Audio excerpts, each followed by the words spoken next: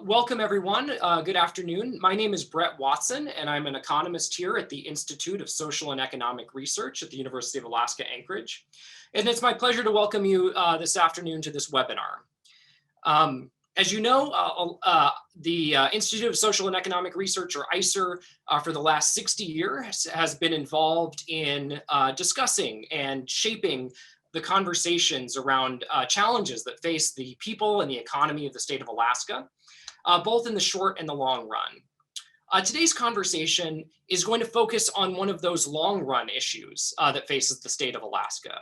I think sometimes it's easy to get a little bit distracted by some of the hot button issues of the day, but one of the really important things that we do here at ISER is try to keep our eyes on both those short run and those long run issues. And speaking personally, I can't think of any other issue, maybe save for climate change, that's going to have a bigger impact on what the state of Alaska looks like over the coming few decades than the one that we're going to be discussing today, which is the changing demographics of the nation and of our state in particular. So to discuss this with us and to help us kick off a conversation about the challenges and opportunities associated with changing demographics is Dr. Ralph Townsend. Dr. Townsend is an economist here at the Institute of Social and Economic Research, where he's been for the last 6 years. Previously, Dr. Townsend's research is focused primarily on the area of fisheries economics, but for many years has been involved in important issues facing the economy and the people of the state of Alaska. And so we're very glad to have him here today to share some of his insight into this important topic. And as I said, hopefully kick off a conversation that we'll be having for many years to come, certainly the challenges and opportunities associated with it. So as I said, this is kind of the beginning of a conversation, and to help contribute to that, you can use the Q&A feature throughout the webinar to ask questions. We'll hopefully have time for a few questions at the end of the seminar to answer, but with that, I'll turn it over to Ralph to kick us off here. Ralph?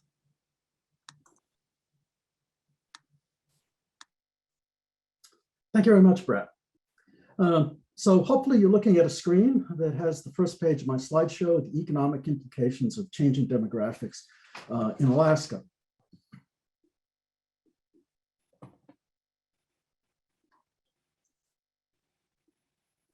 And let me start with a couple of preliminaries. The first one is I do want to thank Northrim Bank for its support since 2008 for an ISER project called Investing in Alaska's Future. It really has been the support from that project funded by Northrim that has allowed folks like myself and Museum Katabi to work on issues around Alaska's economy. And as usual, I want to put in the disclaimer that this is my presentation. It does not represent the position of ISER, of the University of Alaska, or of the sponsors of this research. I should have also put on this slide a thank you for the Alaska Department of Labor and Workforce Development, because I am going to borrow freely, perhaps verging on the edge of plagiarism, from work that they have done. The Department of Labor and Workforce Development generates enormously important data about the socioeconomics of the Alaska population, including earnings and employment, but very importantly, a lot of demographic information, including information about in-migration and out-migration. And I'll be using that pretty heavily. In fact, I want to really tell you that this is not as much a presentation of new research, because really the data I'm presenting is something that's been out there, been understood by many people in Alaska, although perhaps not widely understood, but understood by folks who are really concerned, have been concerned about Alaska's future, as much as it is an interpretive presentation that says, look, here's what's going on. What kind of questions does it raise for us? So hopefully you're looking at a slide that says the Alaska population ages 20 to 64, 1980 to 2045. Again, a slide I have borrowed from the Alaska Department of Labor and Workforce Development. By the way, the last slide in this show has the reference to the report where this comes from, and many of the other slides. Now, this is really the motivation for this talk, because if you look at this slide, it's got the historical population between ages 20 and 64. So we're now at something like 430, 440,000 people between the ages of 20 and 64. And we're at, by the analysis of the Department of Labor, a turning point in which one of three things can happen. One of those scenarios is our workforce will increase to about 700,000 people by 2045. That is the last year on this slide, 2045. And at the low end, the workforce could decline to about 300, or the population that is workforce age could decline to about 350,000. That's a difference of 2 to 1 in a period of 25 years. Now I'm going to come back to what drives this in a moment, but this is the motivation. There is potentially an enormous variation in what the size of the population that is the workforce age in Alaska could be. So this is a talk about demographics. I know that people often find demographics boring, but I put this number up just to explain that even though those demographic numbers change slowly, because once somebody's in the population, they stay for 70 or 80 years, that change over a long period of time makes a huge difference. And I've put up a statistic that I think many people are familiar with, and that is what's the ratio of males to females in Alaska. In 1900, there were 2.5 males for every woman. That has obviously declined over the 20th century. Today, there are still more males than females in Alaska. We are unique among states in that characteristic, but it's only 1.06 males for every female. And obviously that demographic shift has made an enormous difference. There are two demographic shifts that I think most people know about. So let's get those in right up front, just so they provide some background.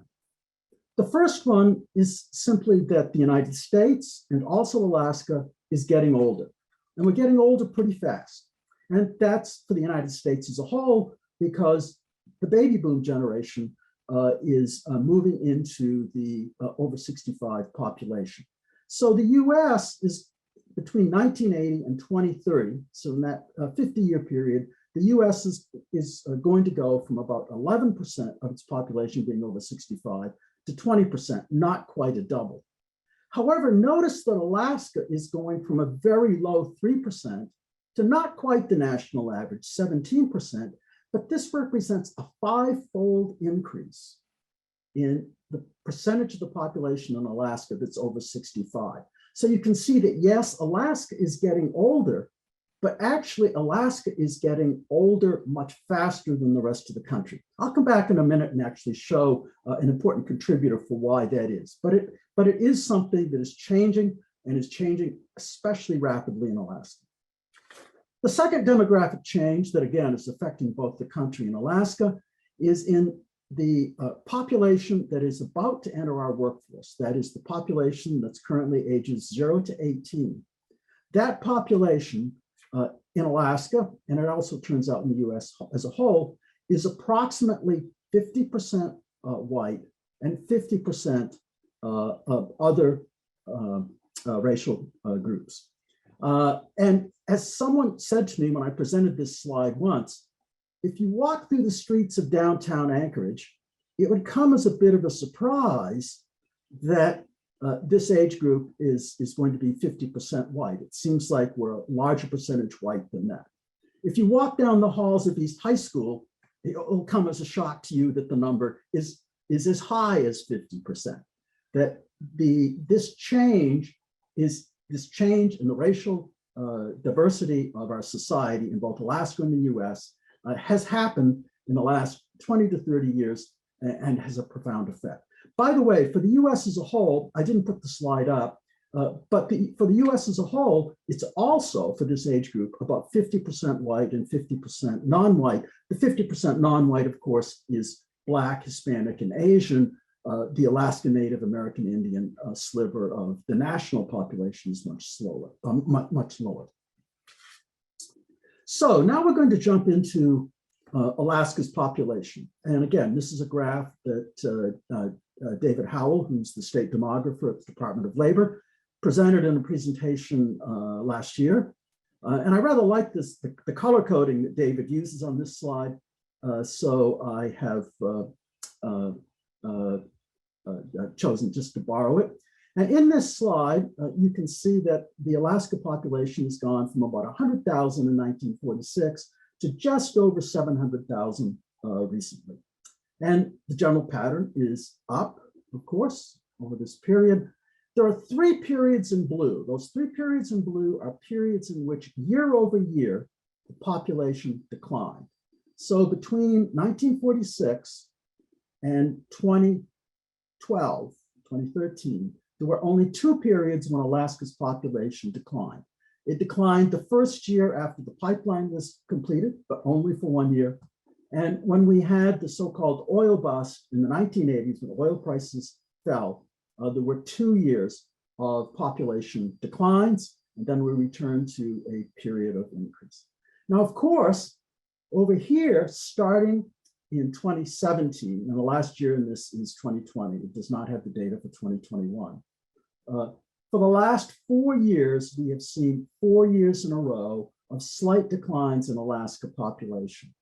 And again, we've not seen 4 years in a row of decline of Alaska population since 1946, but even more so, looking at this chart, it's not simply that the population declined a little starting in 2017, it's that really starting in 2010 or so, Alaska's population has flattened out. The growth that we experienced from 46 through 2010 has been replaced by flat and now a slight decline. By the way, in looking at this slide, there's one piece I want to point out to you that people often skip over, and that is between 1946 and 1955, so the post-World War II period, the Cold War period, the population of Alaska doubled from 100,000 to 200,000. In 10 years, the population of Alaska doubled. Now, what's actually very important about this today is that this doubling represents primarily young men and their families, because permanent bases were being established, moving to Alaska. And some of those young men and their families stayed in Alaska. Now, this means that the soldiers we're attracting here in their 20s and 30s, and the people who are coming as civilian employees and supporters are also in their 20s and 30s, maybe 40s. But in their 20s and 30s, this means they were born in the 1930s. You subtract 20 or 30 from 1955, you get 1930 to 1940. That is a baby bust in the rest of the country. In the Great Depression, there were very few births. But Alaska attracted a lot of that Great Depression cohort here, a disproportionately large amount. And that is why we are getting older quicker. We have a larger part of this Depression era babies than the rest of the country. This next slide is, again, one put together by the Department of Labor, a bit messy, but I want to spend some time on it because it's really crucial to understanding our demographic situation. So this takes the changes in our population and breaks them into two pieces. One is called natural increase, that's the light blue, and the other is net migration, that's the orange color. So the natural increase, the blue part, is births minus deaths. And for Alaska, throughout this period, births have exceeded deaths. So there's been a net increase by the amount that births exceed deaths. And we can see that as the population grows, births minus deaths increased, flattened off. But I want you to look over here at the end. Starting in just after 2010, again, that period of eventual what leads to declines in Alaska's population, we're seeing actually relatively fast declines in the rate of natural increase.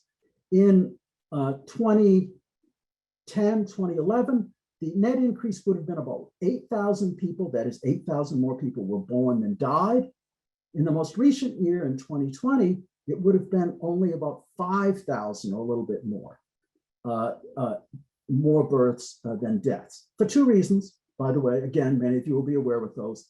The fertility, the age structure of the population is changing. There are more older folks who, of course, have a higher probability of dying. They're also less likely to have children, but also the fertility of women in the childbearing age group continues to decline in the US and in Alaska. So those two things higher mortality, fewer deaths, are contributing to a decline in the natural rate of increase.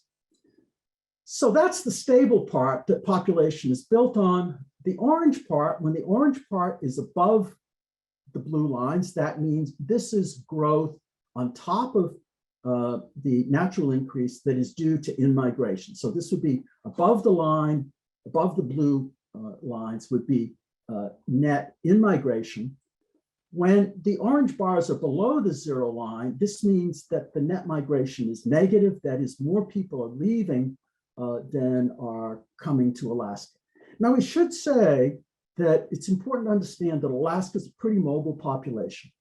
In any given year, about 50,000 people leave and about 50,000 people come into Alaska. So the net migration is not 5,000 people leave and everybody stays. No, a net migration of a net outflow of 5,000 people would be because 50,000 people leave Alaska and only 45,000 come in.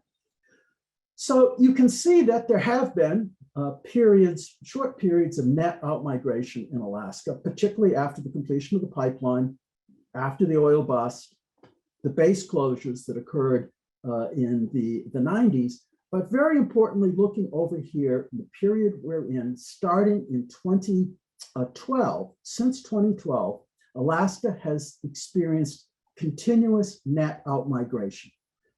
And it has had net outmigration for now 9 consecutive years. And you can see that's never occurred before. It's not as extreme as the exit that occurred when the pipeline was completed or in the oil bust, but it's sustained. It has been sustained for 12 years. And this is the part of the population demographic change that is one of the focuses we're going to look at. Okay, so this is that chart I put up first. Now I'm going to tell you what's the difference between the high scenario in dark blue, the middle scenario in medium blue, and the low scenario in light blue. And the assumptions that go into this are entirely about net migration. On the high scenario, it assumes that we go back to an old pattern of Alaska, and that is we have net in-migration of about 1% per year. So in today's terms, 1% of our population would be about 7,000 people. So to put it in today's terms, if 50,000 people leave Alaska each year, 57,000 are coming in. So we have 1% growth, 1% growth due to a net migration. That path gets us to a workforce of 700,000.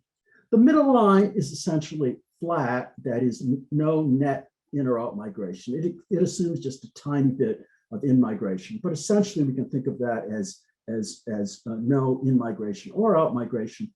And the bottom line, the light blue line, is what happens if net migration is minus 1%. That is, if about 7,000 more people leave Alaska each year than come in. So the difference between this high line, high scenario that gets us to 700,000 and this low line is net migration. So what's been going on with net migration? So here's the net migration data since 2010-11. So the middle column is net migration.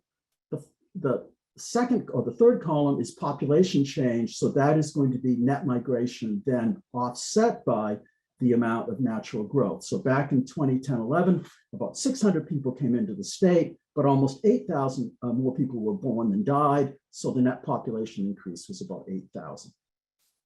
Now, if you look at this pattern, you can see, again, following that chart of sustained net out migration starting in 2012-13, but starting in 2012-13, we saw net out migration of about 1,700 people. It has increased over this period, and in the most recent period, through July of 2021, we're still seeing net out migration of about 4,000 people.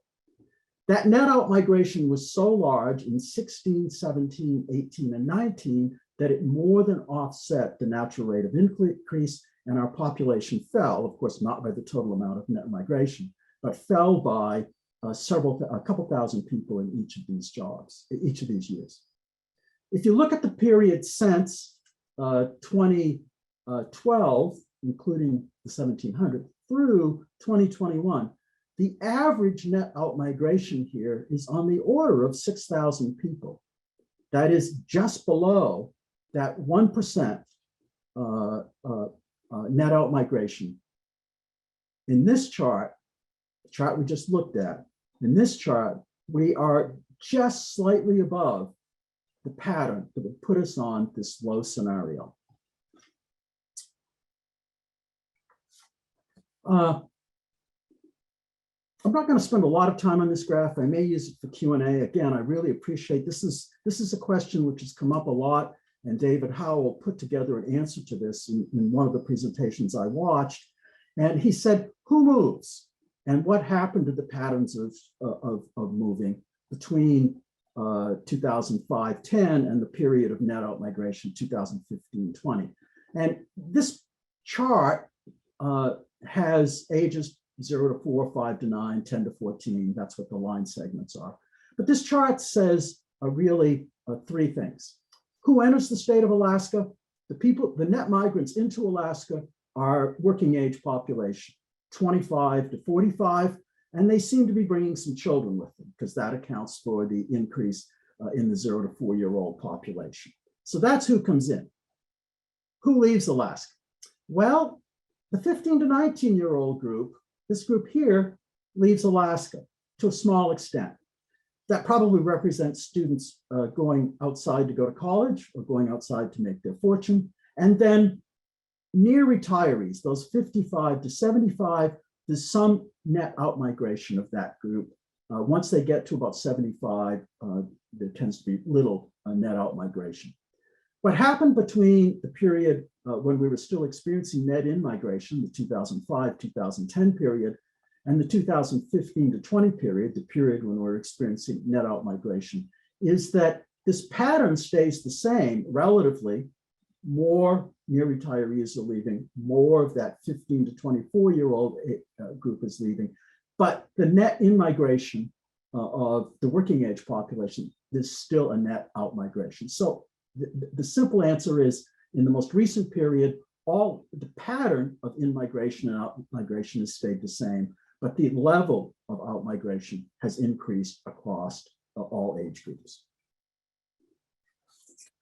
Now, the one thing that I'm going to suggest is that the pandemic is not unrelated to these broader demographic changes or parts of the pandemic. I know many folks are thinking, why am I worried about the workforce in 2045? If I'm an employer, I'm worried about the workforce in 2022. There aren't enough workers out there to keep my restaurant open 7 days a week. I'm not very worried about 2045 today. And obviously, we're focused on what's going on during the pandemic. Well, I want to suggest that part of what we're seeing in the pandemic is really a concentration of changes that have been going on for a decade, but that we haven't been paying a lot of attention to. And I've put up on this slide three things that I think are striking about the changes that have occurred in the last decade or so that are changing demographics, not only in Alaska, but across the country. And that if we think about the world as being static, we are missing the point that there are great demographic changes going across our country. The first one is that this would have been front page, top line news if it weren't for the pandemic. And that was in 2020, the population between ages 16 and 64 actually fell. Just a little, but still it fell. What we think of as the working age population in Alaska in 2020 fell. First time in an exceptionally long time that occurred. The second thing reflects some major geographic changes in our country, and that is in the 10 years between 2007 and 2017, 80% of the counties had a decline in what we might think of as the prime working age population, 25 to 54. There has been enormous migration, largely out from rural areas towards urban areas in this decade. And finally, the growth in our population is explained almost exclusively by the forces of migration. The forecasts to year 2060 predict that the total population growth in the US will be less than the sum of migration plus the births to mothers who were born outside the US. So we might think of those as the first generation born in the US to foreign mothers. So these are tremendous changes that are shaping our workforce, our population as a whole, and in particular are going to shape our workforce looking ahead. So this is a projection from BLS, again, released last year during the pandemic. You can see that the US, this is the total projected employment. It's the effect of both labor force participation and changes in the age groups, both. But the solid line in this chart is the number of employees in the US. Of course, there was a decline back here in the Great Recession. There's been a steady increase from 2010 to 2019, an increase of just under 20 million people to the workforce. The US employment fell because of the pandemic, but BLS is projecting that whether they had started the projection back in 2019 or they're doing the projection today from the low pandemic point, that in either case, they would get to a projected US employment of 165 million in 10 years in 2030. That's an increase of only about 3 million employed workers. So over a decade, they're projecting an increase of only 3 million workers, whereas in the past decade, there was an increase of 20 million. A dramatic change in the national workforce, something that's going to affect the ability of Alaska to attract workers. Now, as I said, I wanted to link this to the pandemic. And one of the interesting developments during the pandemic is that when you get the most recent unemployment or employment reports, you almost certainly are hearing somebody talking about what happened to the labor force participation rate, a figure that's been around, but really was not in the popular press. And this chart, which is a chart of the labor force participation rate between 1950 and 2022, as you can see, there was a long increase in labor force participation. This was due to the entry of women into the workforce. There was a decline, and we're going to talk about this in a moment, but there's been a decline that started in 2000 and got very noticeable after the Great Recession. But of course, the reason why we're suddenly talking about the labor force participation rate is that in March of 2020, with the pandemic, we saw a 1-month decline of 3 percentage points in the labor force participation rate. And you can see that that is simply unprecedented, that this is the labor force participation falling off the table. Recovered about half of it in a couple of months, has been trending up a little bit, but we're still over a percentage point below where we were. And consequently, there's a lot of attention being paid to what's going on with the labor force participation rate in the US. And a question that is an important question is whether or not this labor force participation rate is going to come back up to the pre-pandemic level, or whether some of the forces that have changed in the pandemic are going to keep this at a somewhat lower level. Now, you're probably wondering about the Alaska rate versus the US rate. So in this chart, I've put Alaska on top. So Alaska's the labor force participation rate up here, and this is the US labor force participation rate. So let's look first at the pandemic effect. Well, a couple of things about Alaska's on top, remember, a couple of things about the pandemic effect on the labor force participation. The first one that you might remember is the pandemic arrived in Alaska about 6 weeks later than in the lower 48. And so the labor force participation is actually a month and a half, the drop is actually a month and a half later. Notice that this, by the way, I should say this gray line that's in both charts is March, April of 2020, which is officially the recession caused by the pandemic. So you can see it was just a little bit later, but more interestingly, Alaska's labor force participation rate has almost fully recovered. Not true for the rest of the US. Alaska's labor force participation is almost fully recovered. That might sound like good news, but here's what I want folks to look at in this labor force participation data and the thing which we ought to think about for Alaska. That is that look at the federal labor force participation rate. Notice that after the Great Recession, starting in 2010, going through about 2014, there's a very large decline in labor force participation. This is during the recovery. So during the recovery from the Great Recession, many people were leaving the workforce because labor force participation means you're either working or looking for a job. So these are people who are no longer working, no longer looking for a job. So my first point looking at this national data is you hear a lot of people talking about, oh, does this drop in labor force participation represent a great reassessment? There were plenty of front page stories about the great reassessment. Folks, if there was a great reassessment, it occurred back here in 2010 to 2015, immediately in the shadow of the Great Recession. Why weren't we talking about the Great Reassessment here? The second thing, and this is a difference between the US and Alaska. The US, starting in about 2015, sees a flat labor force participation rate. And in fact, in 2018-19, we're starting to see a little bit of an uptick. And if you look at various subgroups, you see in some subgroups that clearly was an uptick going on in 18-19, presumably because the very good workforce has attracted people back. Notice in Alaska, from 2015 to 2020, labor force participation is still falling. So the decline in the labor force participation, whatever occurred right after the Great Recession, was still going on in Alaska in 2019 before the Great Pandemic.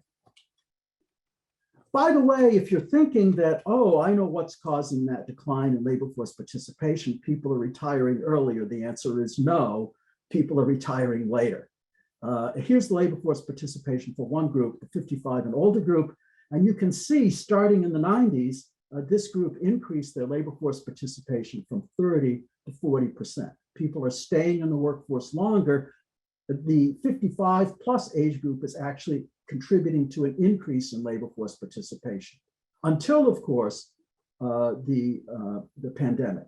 With the pandemic, the labor force participation of this group dropped and really has not come back. This is not a surprise to anyone. Folks who are near retirement or perhaps who are already 65 and could retire, if they drop out of the labor force when they're near retirement, chances are they've decided to take their retirement benefits and they will stay. Now, I could spend a lot of time on labor force participation, but to be candid, I'm not sure I know what's going on with the national data. And let me provide what is, I think, one of the most puzzling parts of labor force participation for the US as a whole. By the way, you can go to the website that this indicates, which is the Federal Reserve Economic Data website at the St. Louis Fed, and they have dozens of labor force participation charts that you can look at. This is a chart of the labor force participation for those people with a bachelor's degree or higher, going back to about 1992. And you can see that even though it's a high rate, it's 82%, it's higher than the rest of the population, as you might expect, college graduates are more likely to be in the workforce. There is this long cyclical decline, which is falling from 81% to about 73%, an 8% decline over this period. And there is no sign it's declining, that it stopped declining. And moreover, if you look at the post-pandemic effect, remember for the US as a whole, we seem to be climbing out of the hole that was associated with labor force participation decline. For this group, they're still not coming back. This is, after all, a group who, for example, would have office jobs. Aren't they the sorts of folks who could be working from home, for example? If you look at what's going on right now in labor force participation for this group, college age and higher, it's not very different from simply extending the pattern of what was going on throughout the 2010s.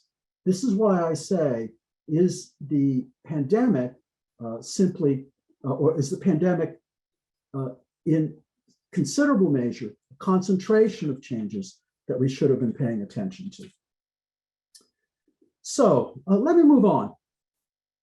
I'll be candid. I'm not really sure what to tell you about what's going to happen to Alaska's labor force going ahead. I am, however, pretty sure of two things. The first one is that the recent outmigration data is not good. That we have seen 9 years of net outmigration, and we do not see forces that are turning that around. The second thing that we can see for sure is the US workforce is not going to grow very much in the next decade and probably in the next couple of decades. So the Alaska strategy of hiring the professionals that it needs outside with high wages, we've stopped paying the high wages in many cases, but moreover, the workers that simply are not, a lot of workers outside who cannot find jobs outside are going to be attracted to Alaska. So those two things tell me that it's going to be a struggle for Alaska in the next 10 to 20 years, finding the workers that it wants for its workplace, barring some sort of really dramatic change.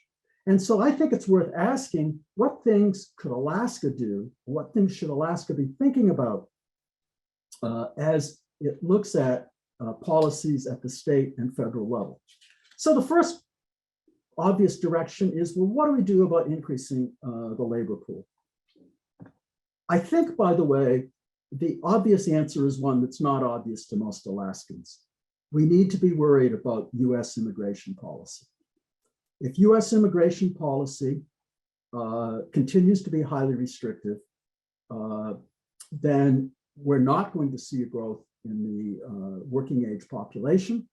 And therefore, it's going to be harder for Alaska to attract workers here, whether they're immigrants or non-immigrants. By the way, I'm including in immigration the issue of student visas. The US has, among Western countries, one of the most convoluted processes for allowing young workers to come and work for a year, that the J-1 visa. Most other countries simply allow young workers to go to a country and work for a year or two. Throughout the European Union, it's easy for people from many parts of the world to come and work for a year or two. So addressing immigration, immigration reform, and obviously the issue of the immigration status of 10 million undocumented aliens in the US. I think the next one is also fairly obvious, and that is, if we want to get more of our existing working age population into the workforce, shouldn't we be worried about childcare and pre-K education?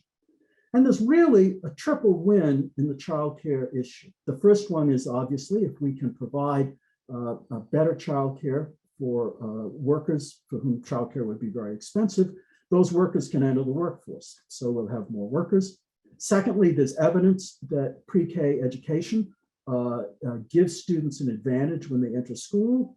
And third, having students whose parents are working, growing up in a household where parents are working, leads to higher employment, higher lifetime employment for those children when they grow up. And the last one is, of course, education for both the kindergarten 12 and post-secondary education. That is, if we have the workers that we have in Alaska, we have some population, we want to get as much skill out of those workers as we can. We would like to see higher educational attainment, particularly for Alaska's minorities. We would like to see both the completion rates from high school, but also importantly, going on to post-secondary education, both the 2-year training and 4-year training. And of course, what Alaska has done during the most recent recession, and I know I'm speaking out of self-interest as a university, but what Alaska has done is disinvest in higher education over the last 6 or 7 years. So these are things that Alaska and the country probably should be looking at.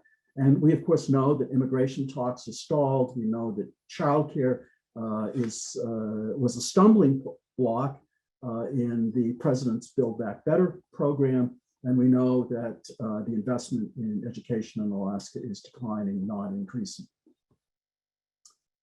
The issue that gets a lot of attention is providing an attractive lifestyle and infrastructure. I think this is important, but I don't think it's as important as the ones above. It is certainly the strategy that the Anchorage Economic Development Corporation has emphasized. I'm not downplaying its importance. We do want to attract people here, making it an interesting place to live. Having the infrastructure we need is certainly appropriate, but I think the issues above probably have the potential for much greater impact than simply increasing our cultural amenities, for example.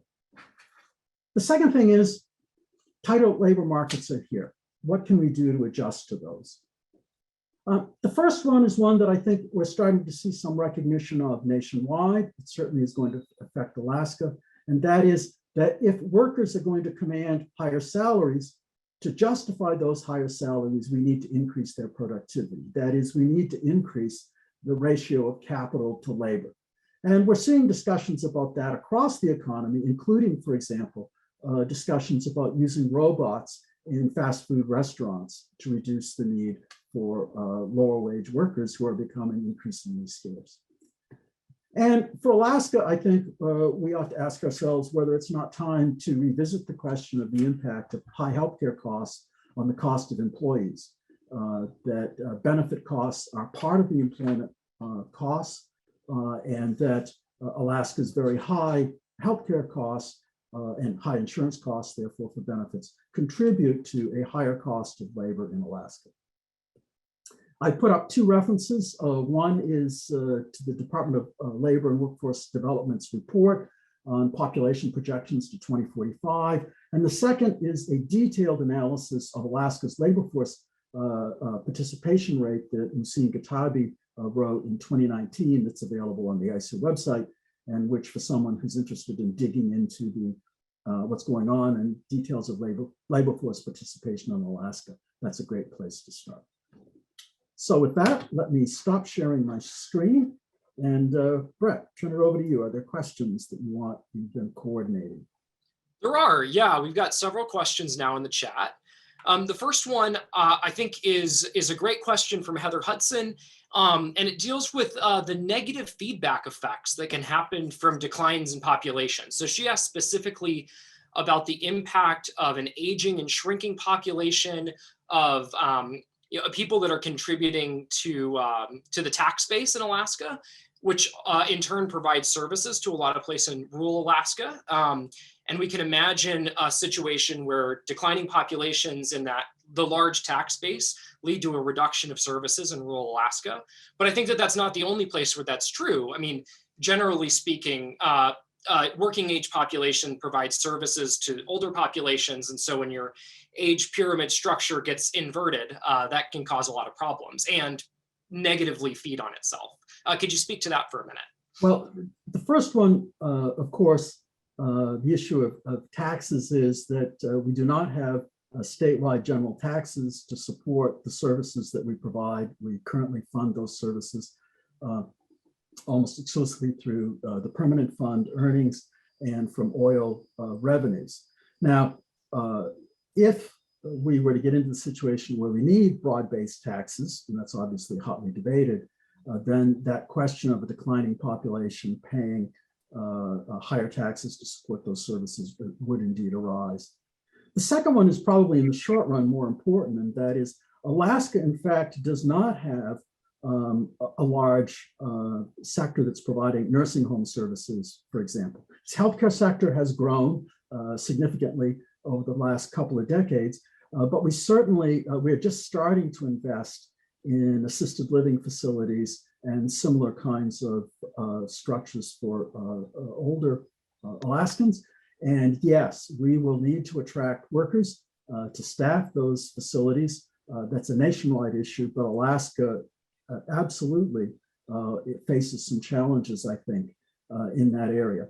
In the healthcare area, we've historically attracted a lot of workers from outside. We continue to attract workers from outside, but again, as the national workforce gets tighter, including in healthcare, I agree with Heather that there's likely to be some challenges in staffing some of the facilities we need to serve our older population. We've got another question here about the effect that policies that reduce restrictions on formerly incarcerated persons might have in providing a larger number of workers to the workforce, that excluding formerly incarcerated people from the workforce has obviously had a negative effect on the overall workforce. And I'm not sure of the absolute magnitude, but the point is well taken that as we know, folks who have been incarcerated have lower labor force participation rates once they return, and that strategies to avoid incarceration so that they don't lose their connection to the workforce have been shown to have some positive impacts. I'm really not sure, I don't have the data on the percentage of our workforce that would have been affected by that. We have a question here. How can we incentivize Alaskan students who leave the state for post-secondary ed to come back to the state after graduating? Well, I think it's an important point that when people leave to go outside, they develop attachments to people from outside, which often influences the decision about coming back. So I actually think asking the question about having Alaskans come back after they've gone outside from education is missing the question, why aren't we investing more to keep students in Alaska for that education? And I would say particularly in Anchorage, why aren't we investing in a university that not only is a four-year residential college for students across Alaska, but is a four-year destination residential college for people from outside. That is, instead of simply accepting that students are going to leave Alaska because we have limited post-secondary choices, why don't we increase our post-secondary choices so that those people who are leaving Alaska, and some will, right? In this age group, going away, doing something different, getting away from family, that's part of life. But if we had an offsetting flow of people coming to Alaska because they enjoyed the educational and the recreational opportunities here in Alaska, that would offset some of the outflow that we see. I think seeing UAA in particular as only a commuter campus, which is largely its role, is really a mistake if our goal is to change the demographic future of Anchorage. So Ralph, as a fisheries economist, you're probably well aware that a large number of workers come in on temporary work visas to work in that industry. Do you know how many visas were issued in the last few years? My impression is that that number has declined because of federal level policy that has made it more difficult, but I don't know if that's your impression as well. So in the first year of COVID-19, the number of immigrants to the US fell from like 450,000 to about 200,000. So it was cut in half. That represented, of course, it represented some tightening in visa requirements from the previous administration, a slowdown in processing as embassies abroad were struggling with COVID-19, and some increase in our own standards related to COVID-19. So yes, there was a dramatic impact in particularly the first year of the COVID epidemic. I should say that Europe and many countries in Europe are talking about immigration as being part of a strategy to manage their demographic change. Certainly Germany is talking about that. Certainly the Scandinavian countries are talking about that. Canada has had that perspective for a very long time. I think it's important for the US to move away from its instinctive anti-immigration stance into a question of what is the role of immigration in the future of the US. Got a question here about housing costs. One of the most paradoxical things that I've observed over the last 5 years is a decline in Alaska's population while housing prices continue to rise, which would me suggest just one thing is going on there. And I wonder if you have the same suspicion, Ralph. Um, I think most people who look at those two numbers have this question. And Anchorage has seen slight population declines, and yet the housing market is booming. I think it's pretty clear what's going on. It's a nationwide effect. Well, there's two things going on recently. The first one is that household size in the US has continued to decline. So there are more individuals living alone, and consequently, we need more housing units. So simply the decline in the average family size has increased the demand for housing units. I think during the COVID pandemic, the second thing has happened is that a couple of things during the pandemic increased the demand, particularly the demand for larger homes. The first one is that if you and your working partner are home with two kids, you discover that 2 or 3 bedrooms is not a lot of space. And so you're looking for a larger space simply because you're there. The second thing was that during the first year to 18 months of the COVID pandemic, families that continued to work were building up large hoards of cash. The federal government was giving them money. They had lower commuting expenses, lower lunch expenses. Somewhat reluctantly, they may be paying less for childcare. All of these things meant that families were in a better position for that down payment for a larger house. So I think we have two things going on: the national trend towards smaller family sizes, and then in the pandemic period, a real burst in income. As Muhsin pointed out in a couple of his presentations, the pandemic recession is the first recession in US history where employment fell and income rose. That was intentional on the part of the federal government. But that income rise, there's no question, has combined with the fact we're all home to increase the demand for housing nationwide. And I think there's no difference. That's the same in Alaska. I should also say, by the way, that another thing that's going on is that we do not have a large inventory of a backlog of houses that have been built.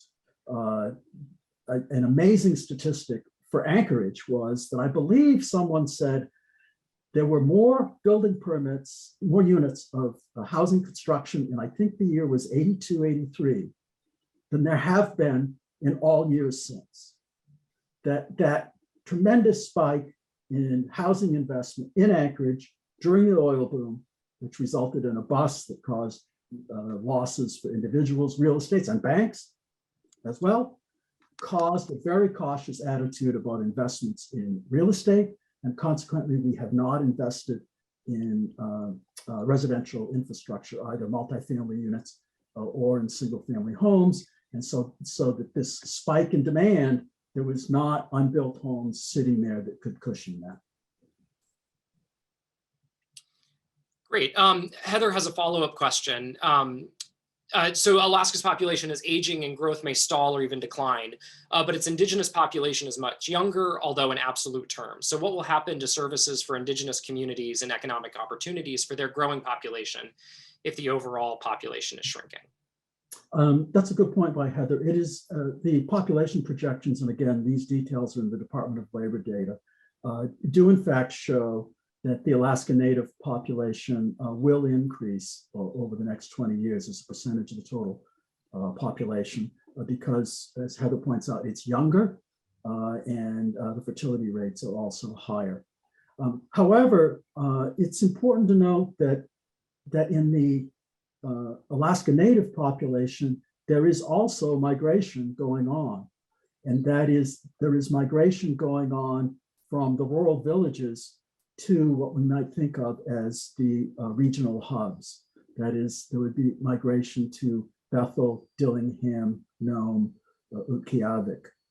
There's also migration into the Mat-Su from all over Alaska. Mat-Su is the one area, even if the population of Alaska declines, the population in the Mat-Su is going to increase by all projections. So we are going to see changing demographic patterns. I think we will see, and again, this is a nationwide phenomenon, we're going to see people concentrating in the area where services are more available. But then there is, of course, the question of funding those services, and that depends upon the sources of income that we have from the permanent fund, from oil, and whether or not we adopt general taxes. And related to the earlier question, I think that it's difficult to dismiss the impact that the relative housing prices in the Mat-Su versus Anchorage have had on that shift in population. We've got another question about higher education here. What do the international student flows look like to the University of Alaska Anchorage?